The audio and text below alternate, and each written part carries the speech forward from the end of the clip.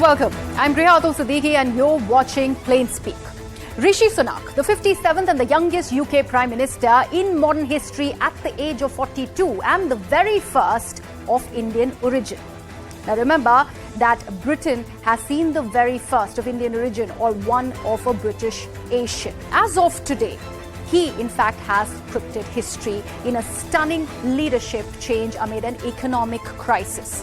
The elevation of Rishi Sunak as the Britain's Prime Minister has been used by the opposition back home, however, to lament the alleged majoritarianism and divisiveness in India.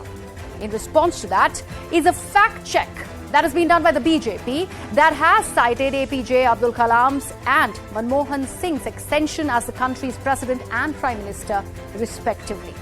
BJP has also gone on to reject any parallel between its leader's opposition to Prime Ministership for Sonia Gandhi claiming her Italian origin after the Congress won the Lok Sabha polls in 2004 as opposed to Britain's ruling party choosing Indian origin Sunak as its leaders.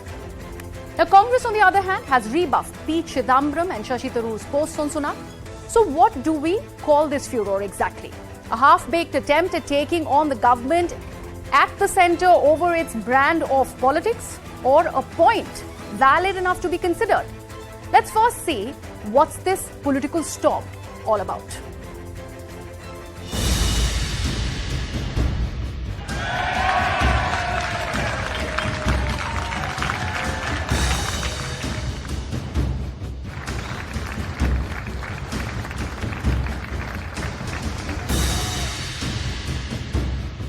May I ask this question from Mr. Malviya, whether he will accept Sonia Gandhi as Prime Minister of this country? He will accept any Muslim as a Prime Minister of this country? I would really like to see the Hindutva-vadis of the BJP being prepared to embrace somebody who comes from a different ethnicity. Would they embrace somebody who's an overtly practicing Muslim or Christian as Prime Minister? आज Congress party doctor Tharoor, P Chidambaram ji जैसे लोग कह रहे हैं कि क्या कोई minority का व्यक्ति सर्वोच्च पद पर बैठ सकता है? क्या वो डॉक्टर मनमोहन सिंह को भूल चुके हैं और वो उनके माइनॉरिटी स्टेटस की वजह से नहीं, मेरिट की स्टेटस की वजह से वहां पर बैठने का काम उन्होंने किया है? So let's first look at the leaders from the minority community who have held constitutional positions in the country before we proceed further.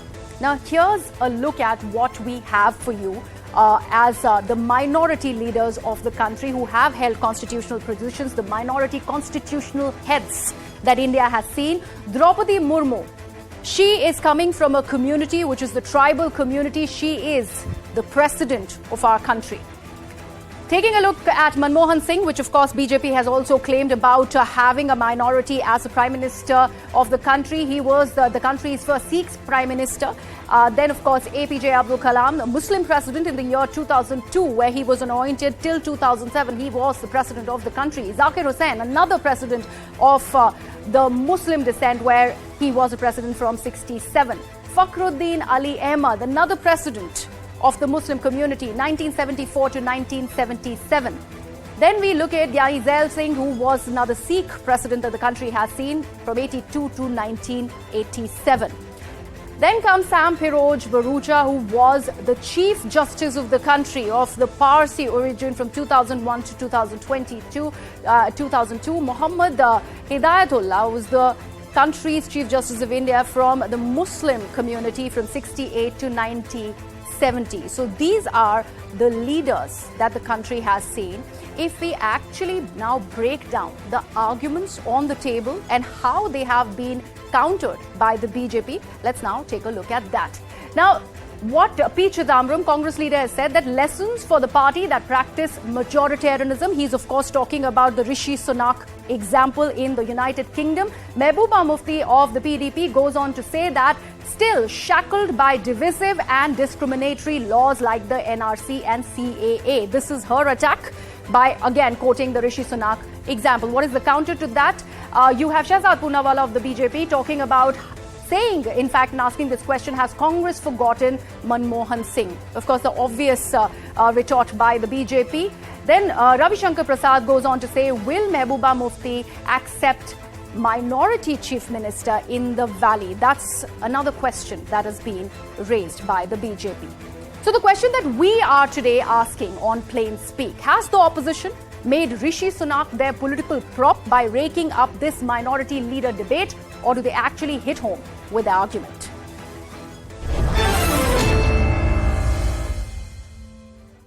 Let me actually bring in my guests on the broadcast. So joining me, Sumanth C, Raman, political analyst, joins me. Also joining me is Shehzad Poonawalla of the BJP. And Captain Alok Bansal will be joining us in some time, who's the director of India Foundation.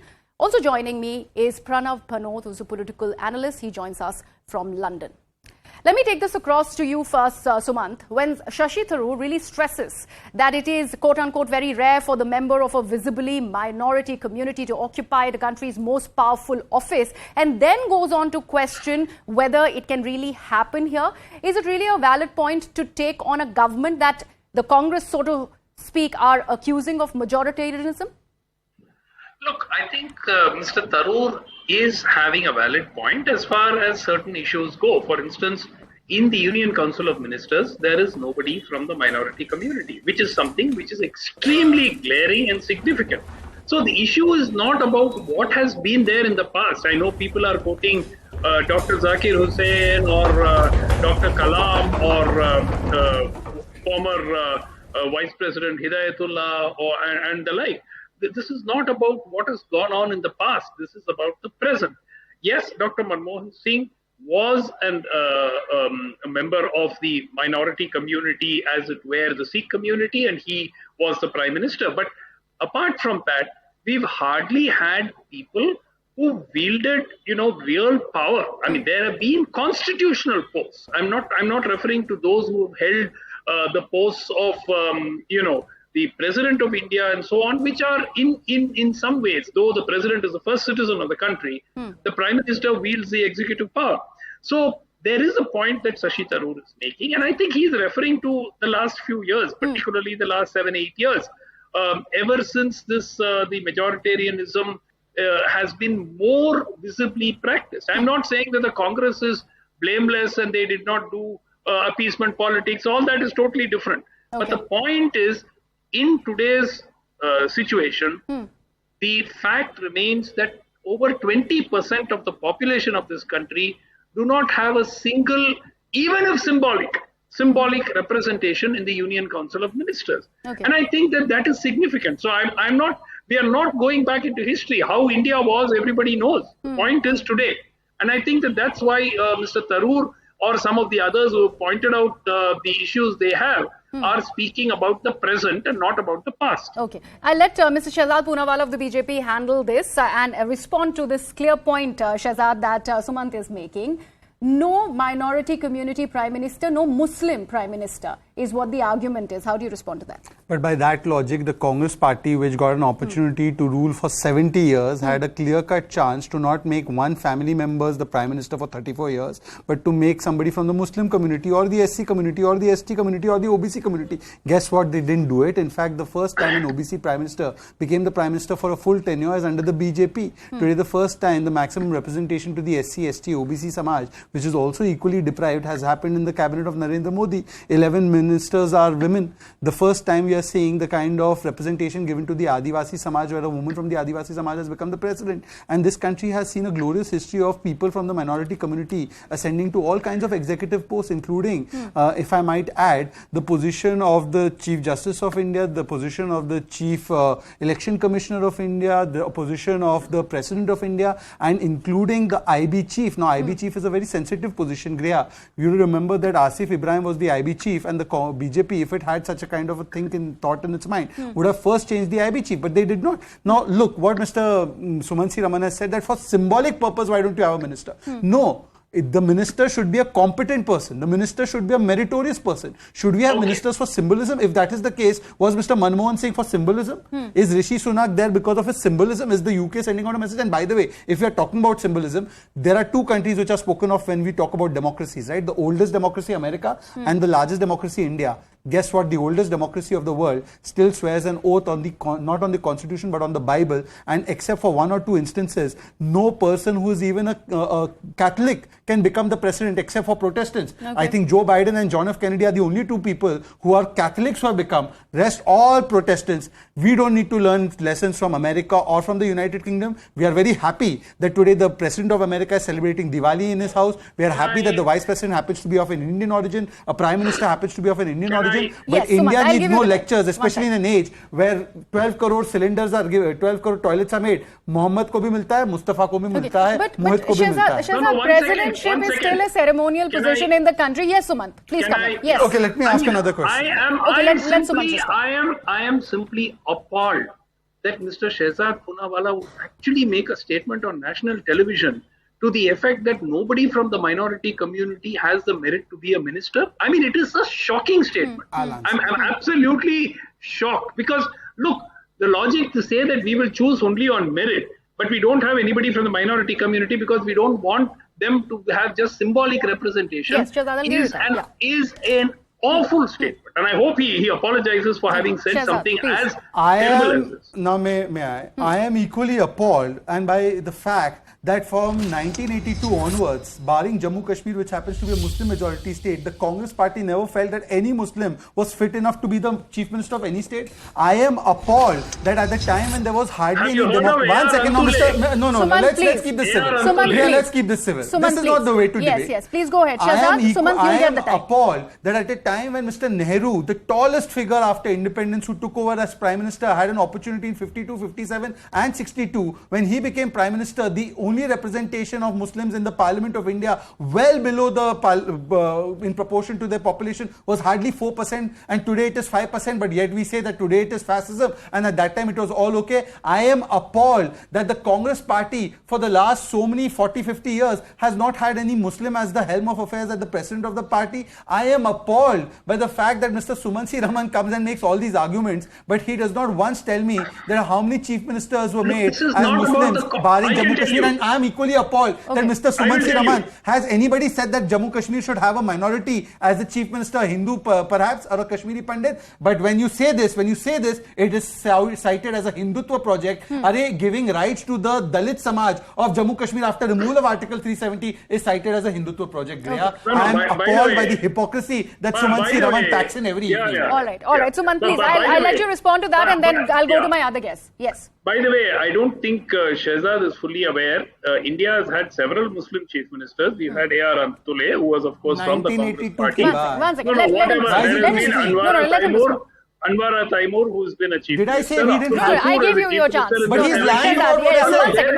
Correct him. Let him make his point. What is this 1982 cutoff? Why can't it be 1972 then? This is Arey, bhai, I'll absurd. tell you why This is 1982. just to Okay. throw. I'll tell you why No, but he 1982. has not answered I'll my tell you why question. 1982. Why does he say? Why I'll tell does you he why say 1982. minority members of the minority community do not have the merit to be a to be ministers in the union cabinet? I'll I tell you mean, why 1982. he said that. He actually said that.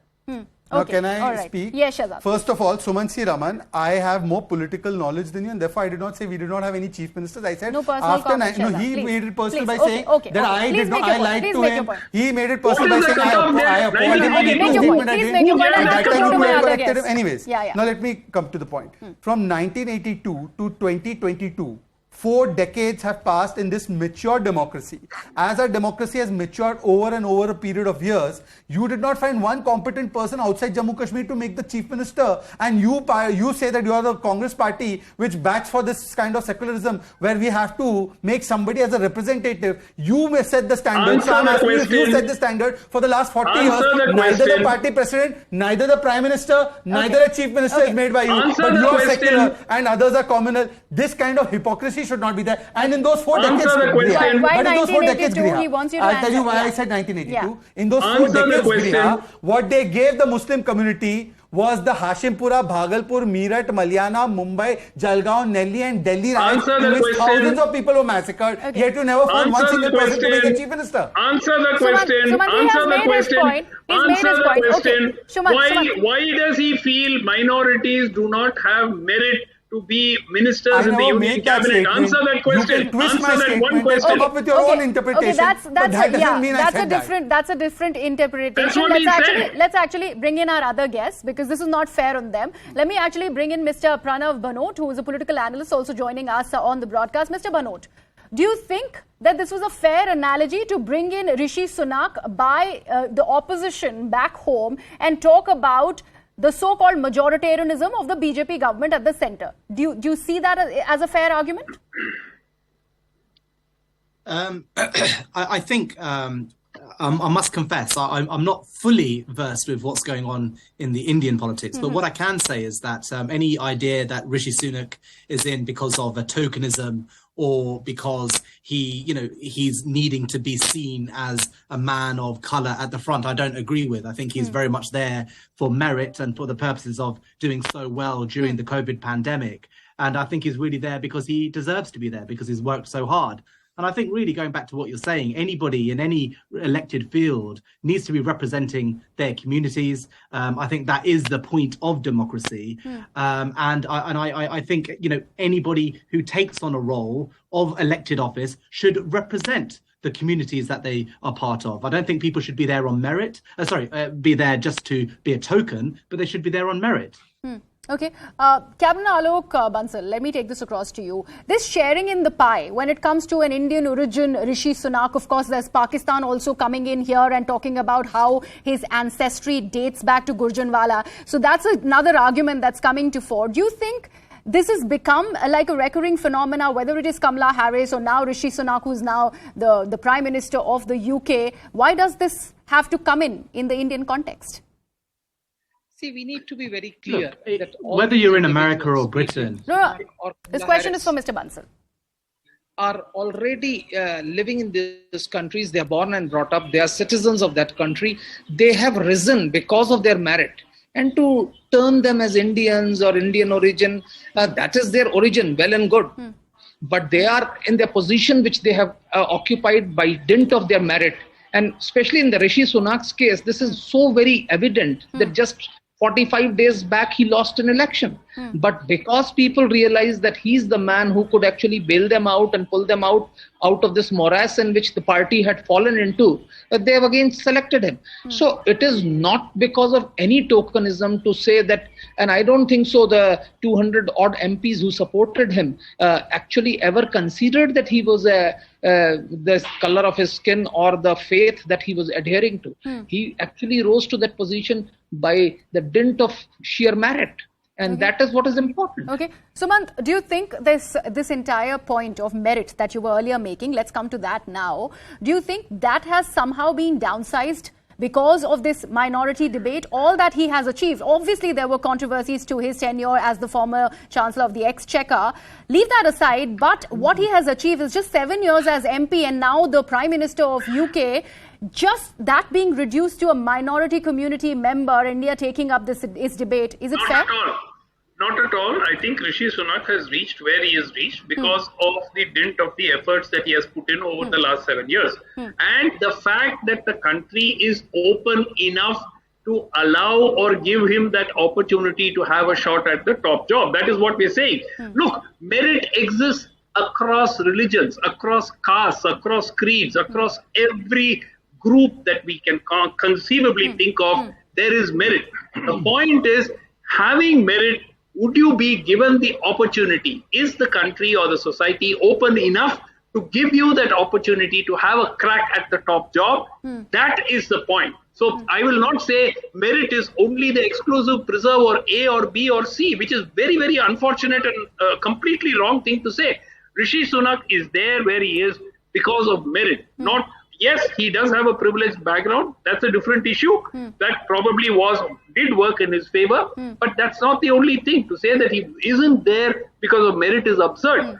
The point, importantly, is that that society has still been open enough to give him a crack at the best job in the country. In India, it would have happened maybe a few decades ago. Today, I'm not so sure. And the ruling party spokesperson telling me that minorities cannot be picked in the union government because of issues of merit. One second. Let him make his point. I didn't stop you. Okay, now let me come in. Please come in. First of all, let me inform Mr. Sumanth C, Raman, as much as he is a consumer of world politics, that Mr. Rishi Sunak hasn't been elected by the UK.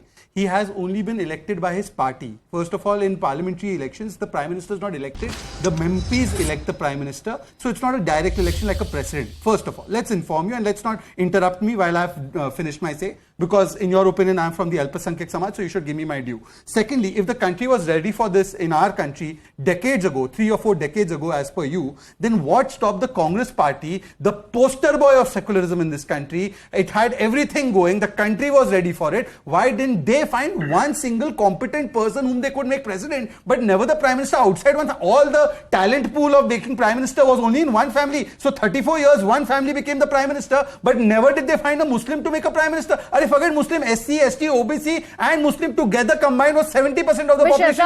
One second, please don't interrupt me. You did not interrupt, Swansea. Let me complete my last point. Thirdly, now let's come. I don't have a problem with him berating my party. He's perfectly at liberty to berate my party day in, day out. That's his job to do on TV when Congress spokespersons don't come. But why berate the country? Why undermine the country? This is the country just 5 years ago, 10 years ago, in 2009, when there was an election on the face of Dr. Manmohan Singh, because the first election he was not elected in that sense, he was put forward by the party. But in the second election, the 2009 election, they asked for a vote for him and the country gave him a mandate, gave the party the mandate and they made him the Prime Minister again. So why berate and undermine the country? Or has the country transformed merely because you're out of power? The country has become communal. And if that is the case and participation and representative democracy is the point, then Griha, my friend, if Article 370 is removed and for the first time Dalits get to vote in Jammu Kashmir, why do they oppose it?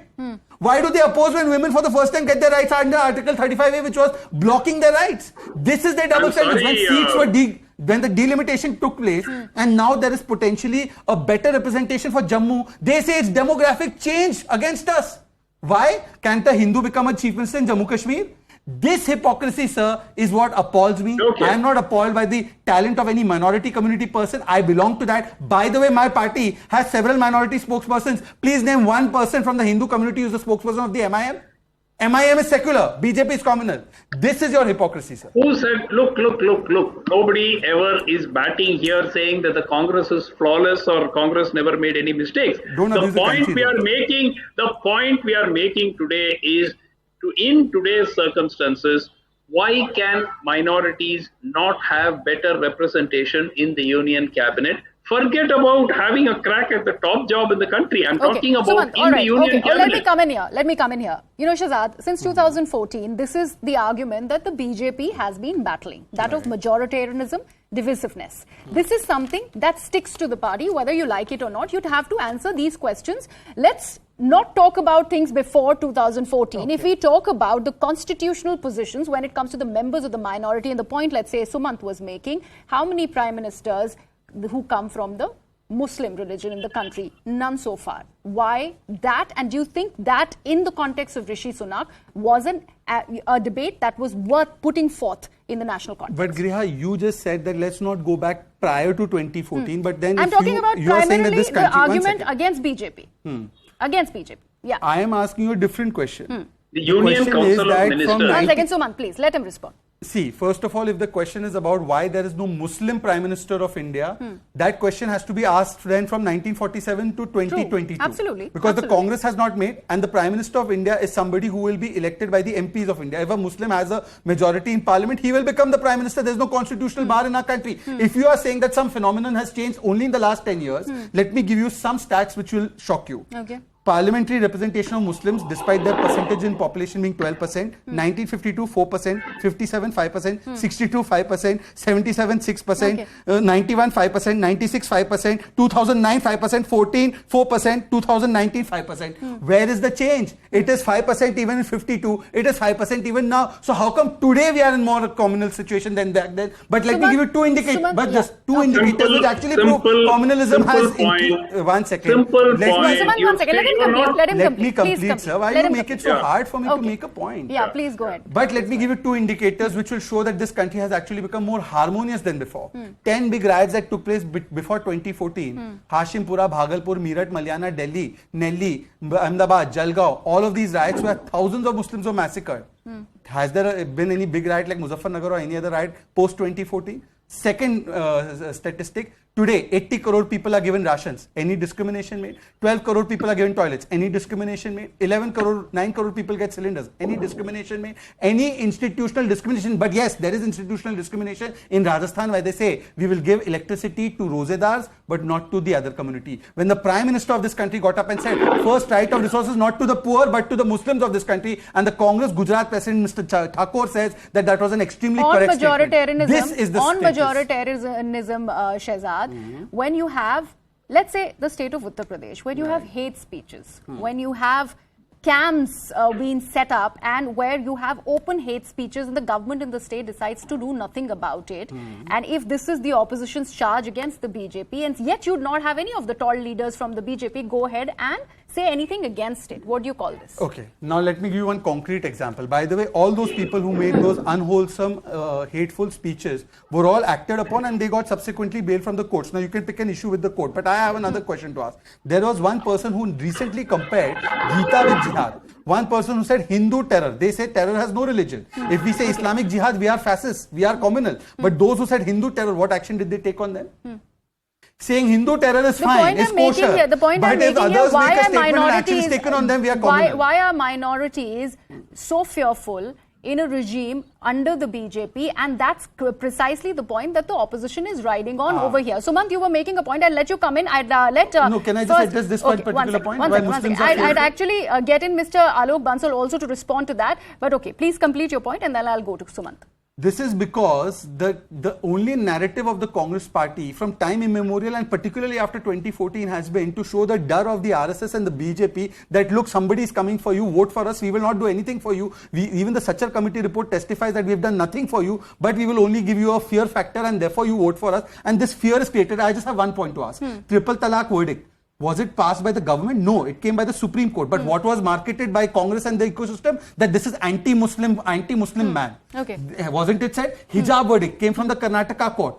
What was said by the people like PFI and Congress party? That look, your rights are being stifled. In the entire world, Masa Amini movement is going on where the women are saying we want to cast away the shackle of patriarchy and we want to put education above hijab. No, and you are expanding the debate. This will digress. BJP has tried to subjugate Sumanth, please make your point. Then I'll go to Mr. Alok for the final argument. I think Mr. Shehzad is talking about everything except the topic that we are discussing today. I agree. You just expanded the point. You create the fear factor and phobia about a court decision. Okay, Sumanth, please go. Sumanth, you are not here to certify. Okay, we just have 1 minute. Okay, we just have 1 minute on this debate. Sumanth, please complete your point. The debate very quickly. The debate is not about what the Congress party did or the Congress party did not do. Let us assume Congress party is guilty of so many things. Now tell me, why is there not a single minority representative in the Union Council of Ministers? Full stop. Okay, we are going in circles over here. Mr. Bansal, I would have to allow Mr. Bansal to come in. Mr. Bansal, do you think it's a fair point that has been made, or it's a half-baked argument that has been presented by the opposition? Just actually give the last. See, I am not a politician, so let me clarify it here. There is no doubt that at this point of time, there is no Muslim minister in the Union Council of Ministers.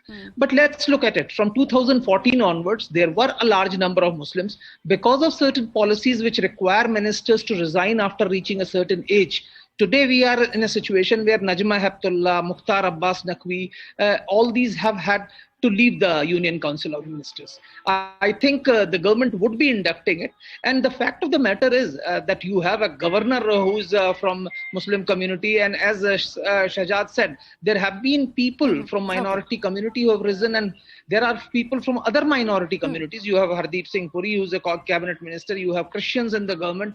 You have a large number of other people. Yes, at this point of time, it is not so, but just See, absolutely, and we also have to look at why today we are talking about leaders in the context of majority or minority. Because in a parliamentary democracy, you have to have MPs who are made ministers. Absolutely not. Nobody is making that argument. I'm really sorry. I'm really short on time on this debate. We leave it at that. I'd like to thank all my guests for joining me with the big question on whether this was a fair point that was made and whether it is a question mark on the times that we are in, where this entire pushback by the minority community is happening and maybe politicians are piggy banking on that. We leave it at that. I'd like to thank all my guests for joining me. Let's actually look at the second debate on the broadcast. Now, prominent Islamic seminary Darul Uloom Deoband and 305 other madrasas in Uttar Pradesh's Saharanpur district alone are not recognized by the Uttar Pradesh Madrasa Education Board. Now, this, as per a government survey that was ordered by the state sometime back, the Madrasa Board has lashed out at the state government, however, with the chairperson of the UP Madrasas Board denying these allegations and saying that autonomous institutions such as the Darul Uloom Deoband are an example for the whole Islamic world and they do not need a recognition by state Madrasa Board. Now remember, Darul Uloom Deoband is over a century-old seminary that has been doing educational work. It has been in existence for more than 150 years. In the year 2015, nearly 3,000 madrasas were affiliated to it, as this remains to be the country's largest Islamic seminary. Over 1,000 students pass out of its portals every year, and its curriculum focuses on the Quran and texts about the life of Prophet Muhammad. Let's now take a look at what has led to this. Why is one of the country's oldest Islamic seminaries unrecognized? Now, it turns out that Darul Uloom Deoband is not recognized by UP Madrasa Board, like I mentioned. And remember, the argument behind this survey of madrasas is modernizations and to make the students coming out of these madrasas to have a level playing field when they go out into the world with the education that they have received from these very madrasas. Now, what is this survey doing essentially is, number one, getting information on the students who get educated in these institutions, the teachers who impart that education, are they equipped to do that or not, the courses and the curriculum that they teach, and also whether or not they are affiliated to any NGO. It is only after that, these facts that are ascertained, that a conclusion is drawn on whether or not that the madrasas are eligible to be given the recognition by the government in the state. The survey also claims to look at ensuring maternity leaves and children care leaves to women employees. Now, also looking at what's going to be the impact of this survey on the madrasas, especially if they aren't recognized. So no degrees can be issued by the unrecognized institutions. They can't even get any grants by the government, not even scholarships and other schemes. This further means that these institutions that the UP government has decided not to greenlight, they cannot be recognized, and they cannot even recognize other institutions under their umbrella. Furthermore, they also are liable to fine of 1 lakh rupees, maybe more.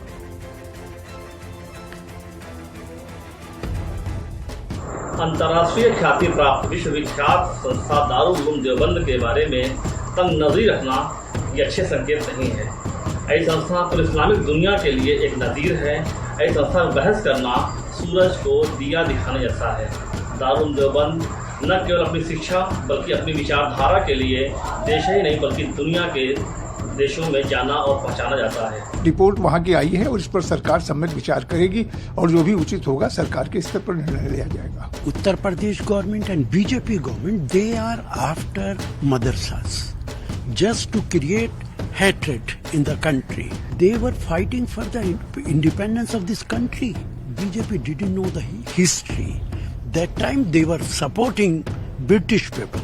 Now those who were supporting British people, they are Deshbhakt, and Devbandi Maulvis who were fighting for the freedom, they are Deshdrohi.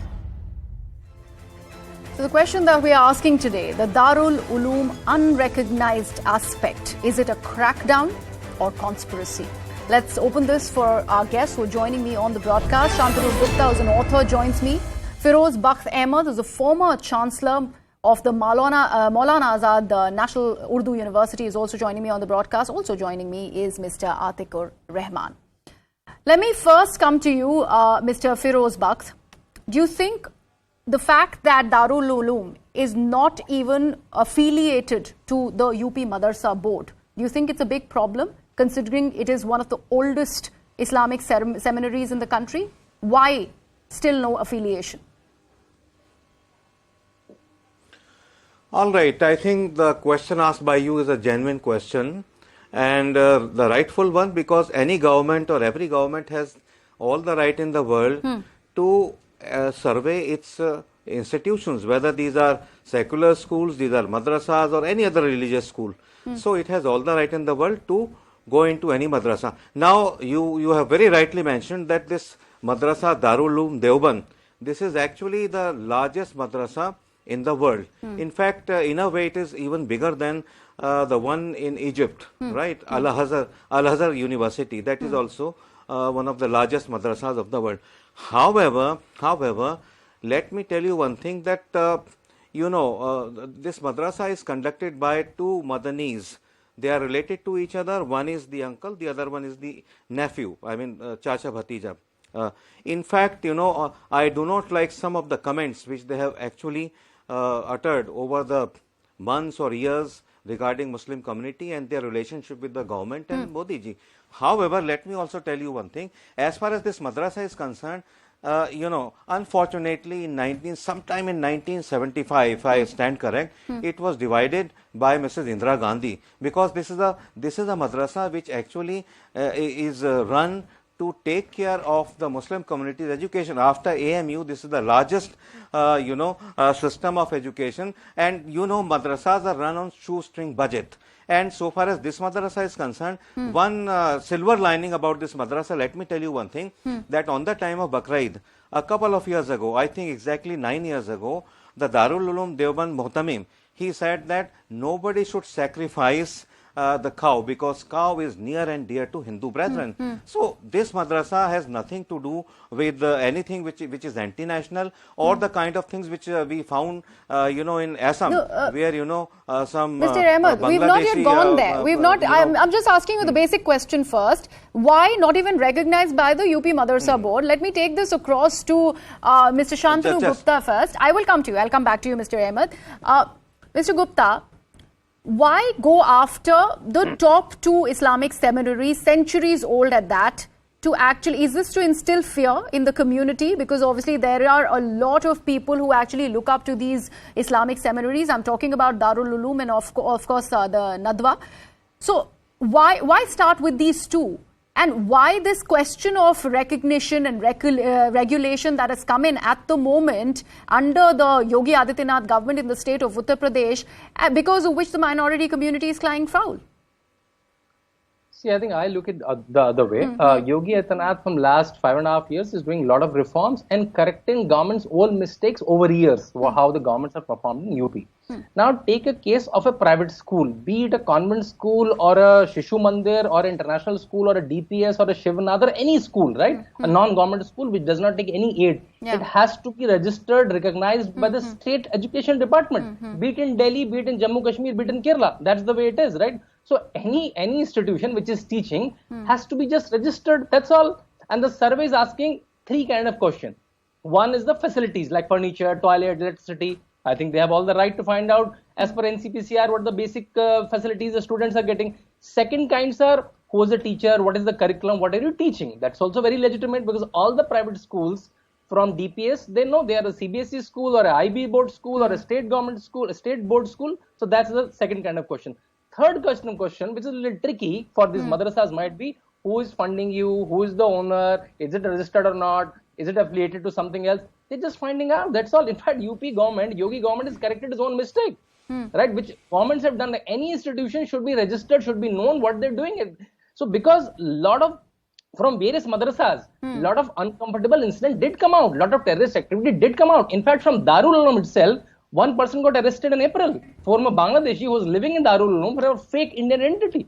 So such things that came out. So they're just trying to find out what is your status, that's all. Atikur Rahman, do you agree? Do you agree that these regulations need to be done when it comes to madrasas in the state of UP, specifically that we're talking about? Because here, the number is large. We're talking about more than 310 madrasas that stand unrecognized. Out of them, it's one of the oldest seminaries as well.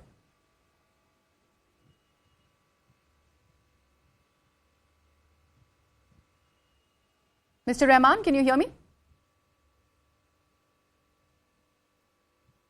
I don't think Mr. Atikur Rahman can hear me. We will let our team. All right.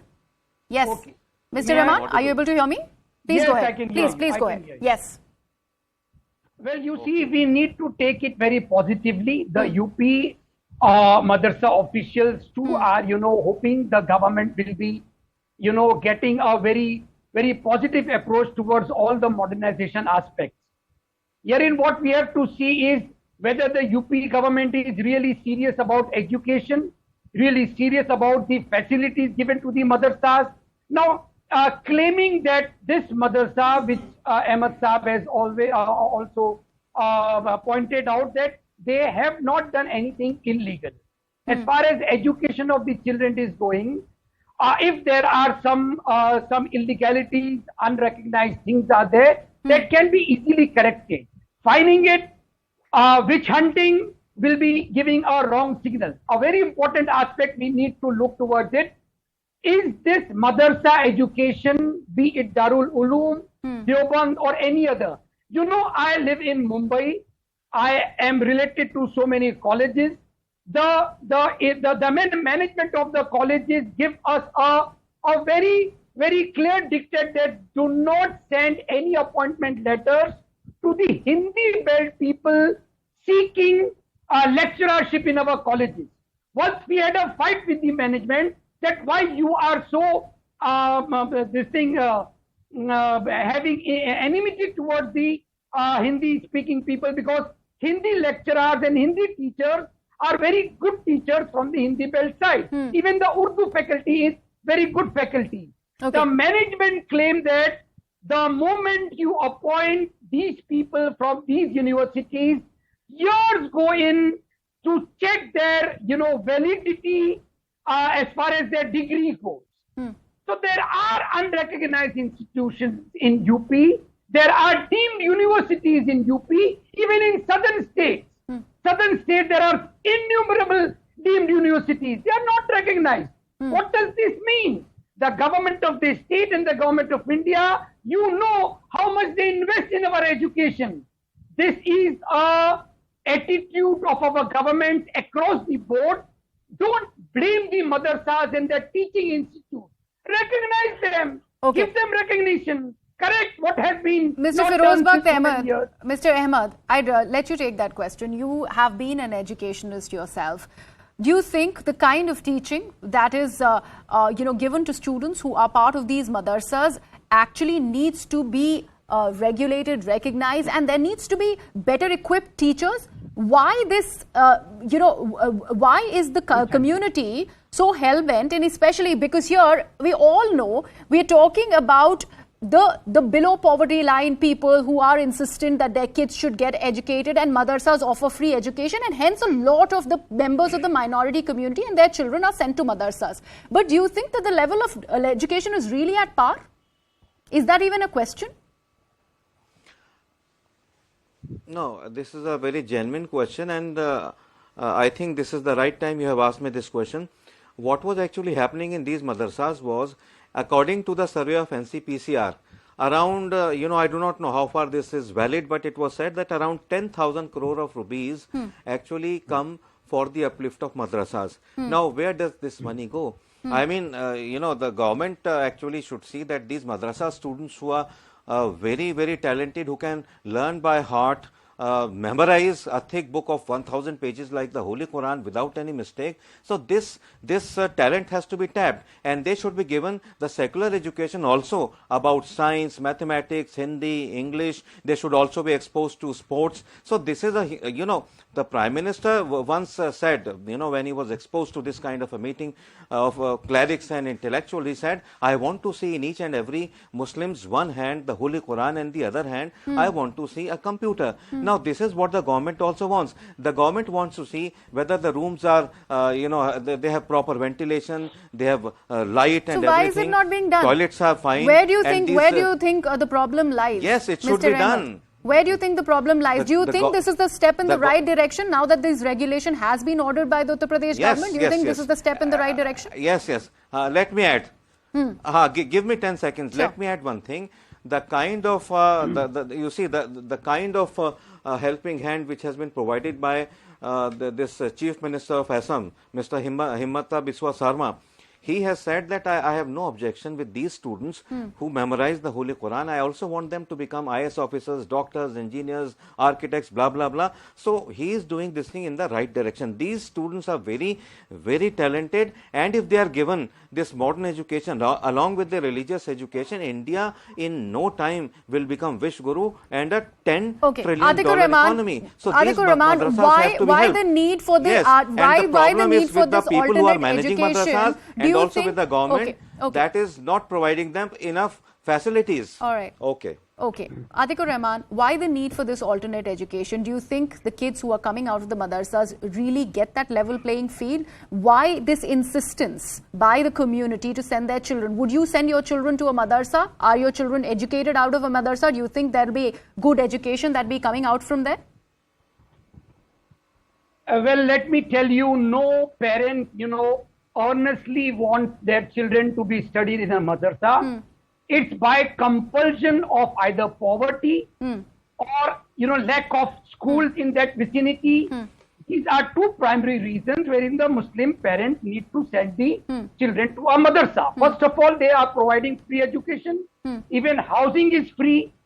Even food is free. Even clothing and rest of the things are free. Firoz Sahab was checking where the money is going.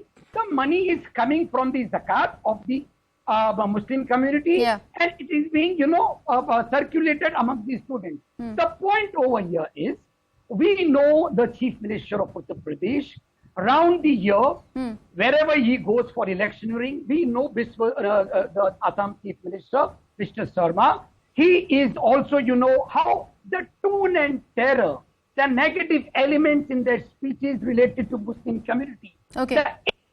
All right. I'll let Mr. Gupta respond to that. Shantanu, do you agree? Do you agree to this fact that there is the minority community that is constantly dissuaded with the kind of speeches or what is upfront coming to fore? Let's say in a state like Uttar Pradesh, where you have these various things where the community feels that it is on the edge. And because of this quote-unquote crackdown on madrasas, this is the feeling that is going on continuing. How do you respond to that?